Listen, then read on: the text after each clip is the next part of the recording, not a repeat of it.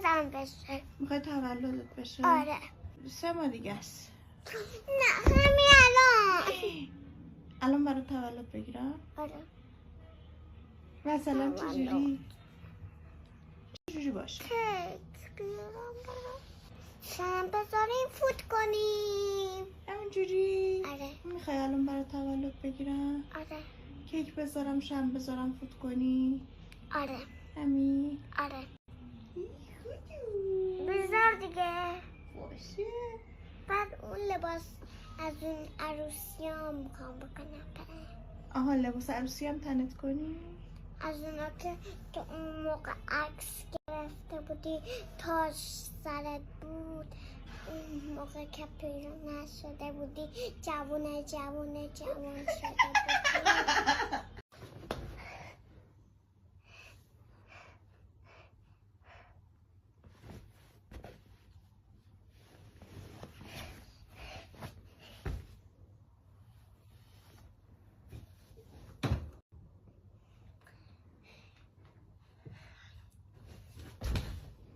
نکن گلو.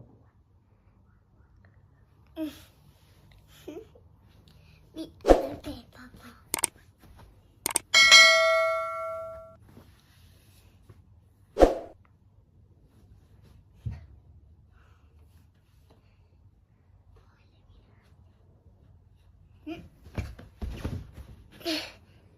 گندم چیکار میکنی ماما؟ من کار دستی درست میکنم. کار دستی درست میکنی؟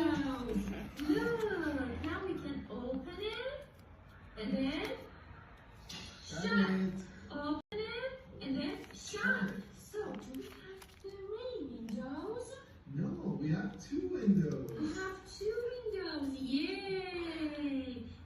چی هستی این درست میکنی؟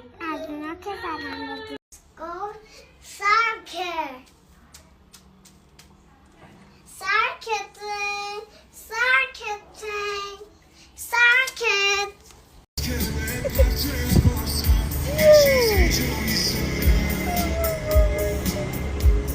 دل تنگ شده بوده.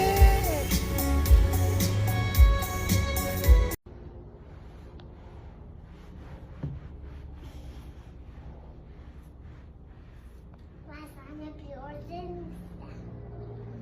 چی؟ من زن بیارزه نیستم. تو زن بیارزه نیستی؟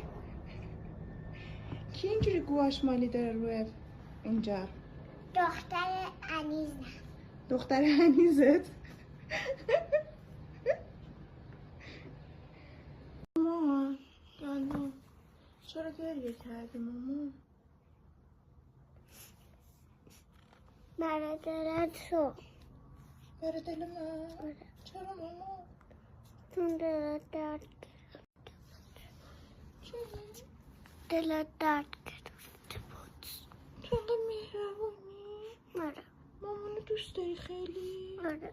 خیلی دردت دوست داری مامان. چرا زنگ میتونی مثل مامان را بری؟ نه اینطوری میره.